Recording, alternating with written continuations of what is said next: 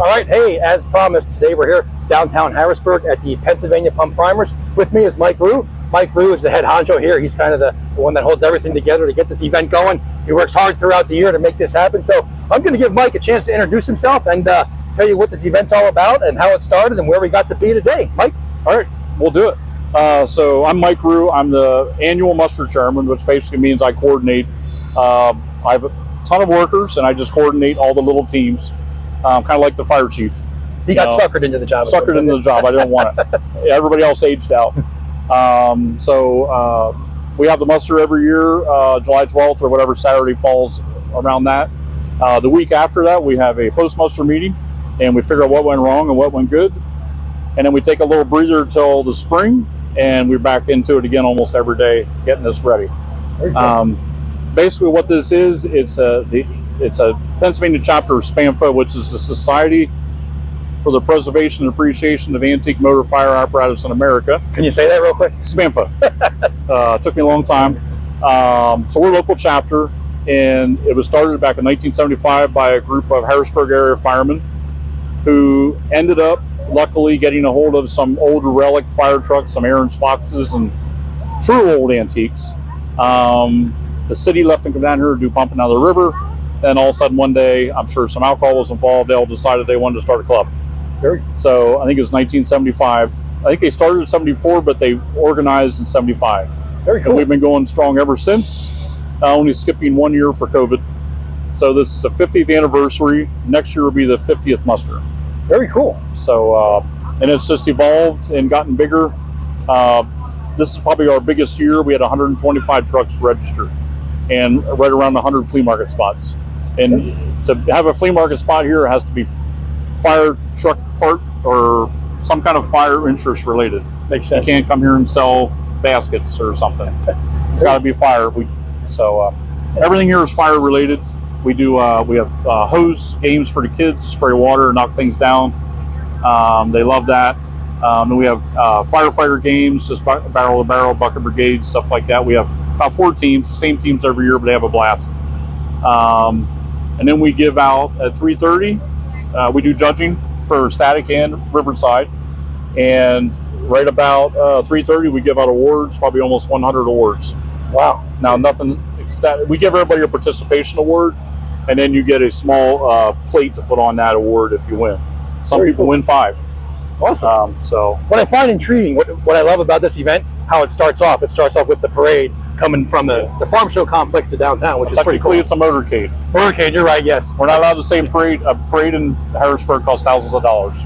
Oh, okay. So the difference is a motorcade is just it's like a procession for a funeral, so to speak. Basically, you're driving from one place to the other place without traffic control. Makes sense. It's a motorcade, sorry. It's a motorcade. Yeah. I'm not allowed to say parade. That's expensive. Parade, you have to get police block streets off, all that stuff.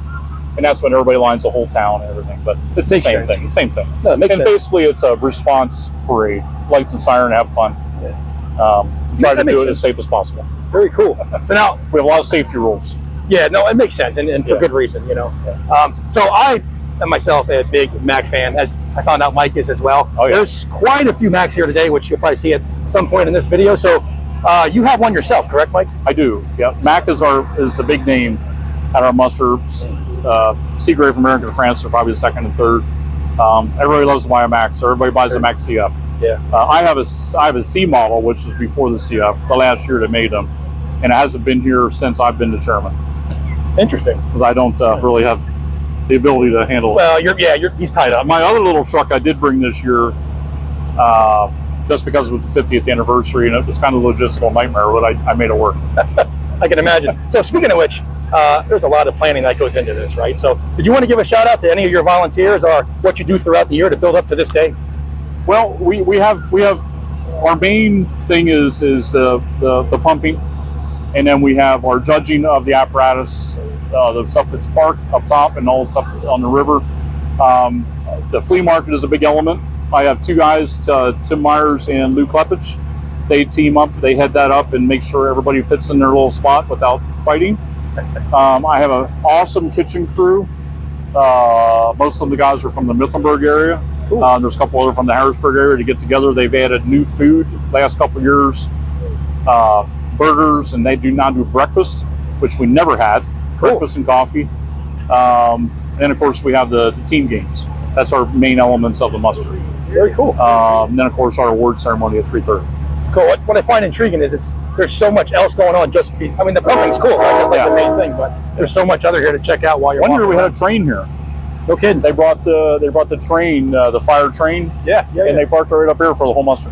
Very cool. So, first time we ever had a train. Never had a fireboat yet. I've tried That would be many cool. times. Can't get one. We offered to pay all these fire departments down in Virginia and Maryland and all that. We offered to pay them to bring them, and it wouldn't work. That would be cool though for the future. I'd Love to have a fireboat, even if it's a little tiny one. Yeah. Very cool. So, Never had a helicopter yet either. well, hey, there you go. But they do go overhead to the hospital. I'm liking that idea too. Maybe from LA County, huh? Get them out here. Right. Obviously the pumping's a big thing here, and it's a pretty cool sight. You'll see throughout the video random shots, but it goes about how long is the convoy of apparatus here along the river? I think just under 40. 40. Okay. Yeah, there's 100 out of the 125 registered, 112 made it here today, and I believe just under 40 are down on the river. Everybody else is up in the woods. Very cool. Yeah. All right, Mike. So if you could have your dream event here a couple years from now, how would you like to see this grow? What do you want it to be when one day you finally pack this in and say you've had enough? Well, hopefully it stays where it is. The flea market, basically the same people register every year, and it's always good. People come from all over just to sell and buy. I mean, we have people here from Canada, North Carolina, Georgia, St. Louis. I mean, even with rigs and stuff, they trail them in. Hopefully it just keeps on going, and hopefully, luckily, the city has cooperated with us. I mean, the city could say tomorrow that you guys can't come back. But we try to take very good care of the place. We try to clean the oil up. There's some projects coming. The city has some federally mandated sewer problems they have to deal with. So we're in danger of maybe losing part of it. So we're hoping we can stay here, but we don't know. Next year is going to be it's going to be our 50th muster and the 250th anniversary of the country. So we're hoping to do more of a red, white, and blue theme next year. Cool. Something to that effect. So we'll see. Cool. Yeah. We're at the mercy of the city every year. The city is awesome, takes great care of us. The fire department takes great care of us. The chief's here. He has a stand. He's a very big supporter of us. The Allison Hook and Ladder. They bring a rig every year. They're a big supporter of our event. They sponsor awards and they have open houses. Very cool. It's good for everybody. The Pennsylvania National Fire Museum is in Harrisburg. They support us as well. We do our meetings there. We donate money to help keep our building going. So I just hope it stays alive. Absolutely. This is my first time here. Yeah. I hope it does keep going well into the future. And even if you're not fire service related, right? Even if you're not, it's still cool to come down, walk around, and check out what you got. The big thing is we just want people to know that it's here and we do something. There was a crew from the city came yesterday to help us fill some barrels. None of them had a clue about this muster. So I'm like, how is that possible? So, and we try to get the word out.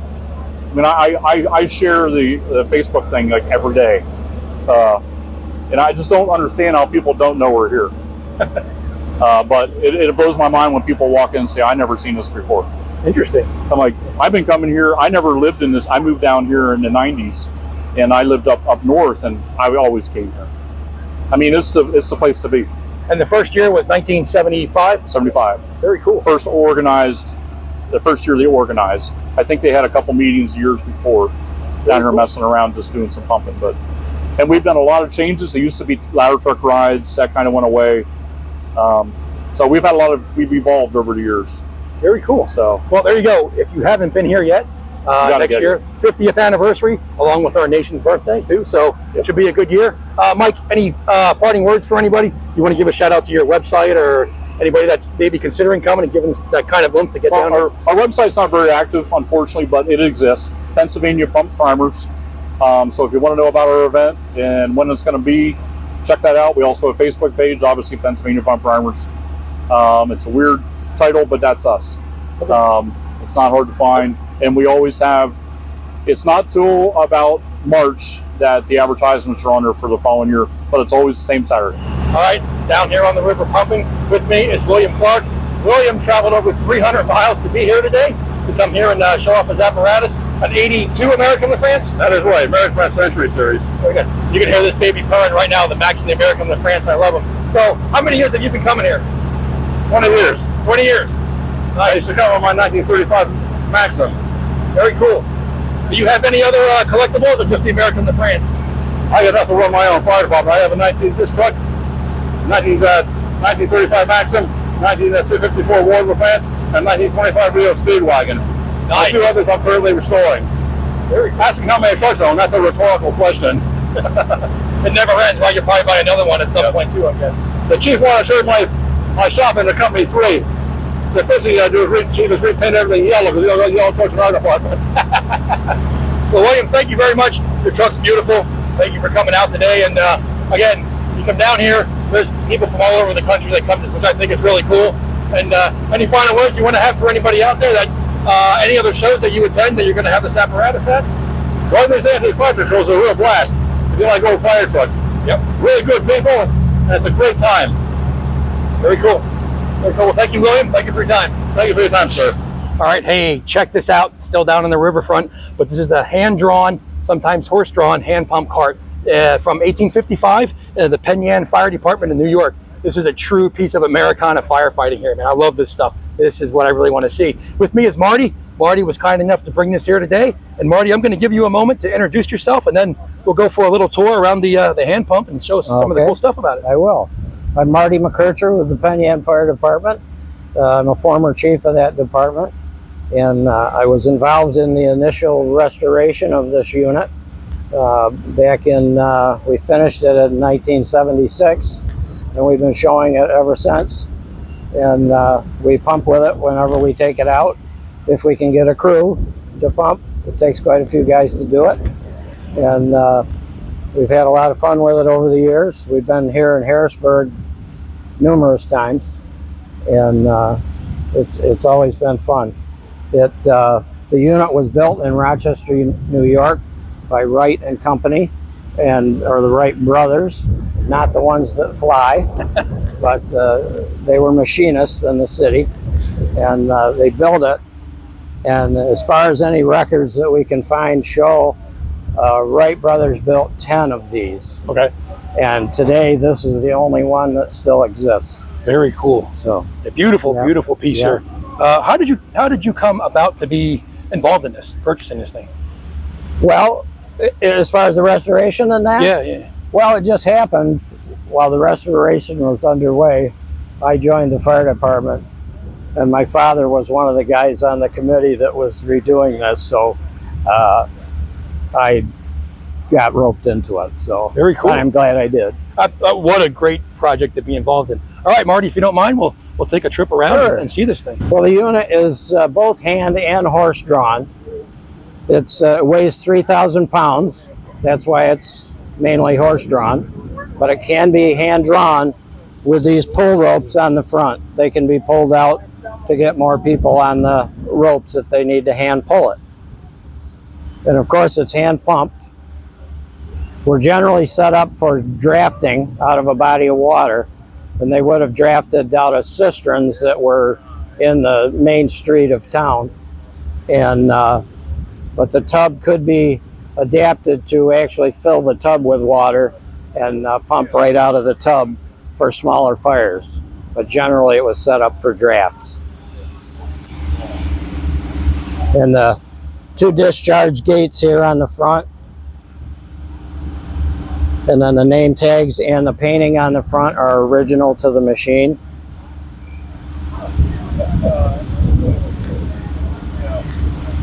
And the box is all mahogany.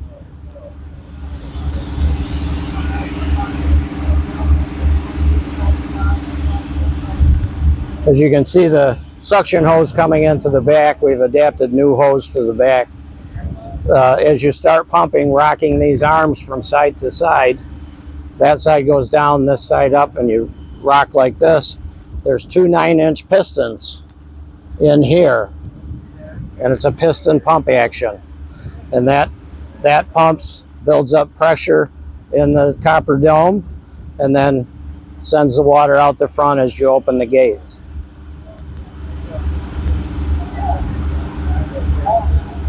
And back in the day, they had about 80 men in each company, and they had to trade off.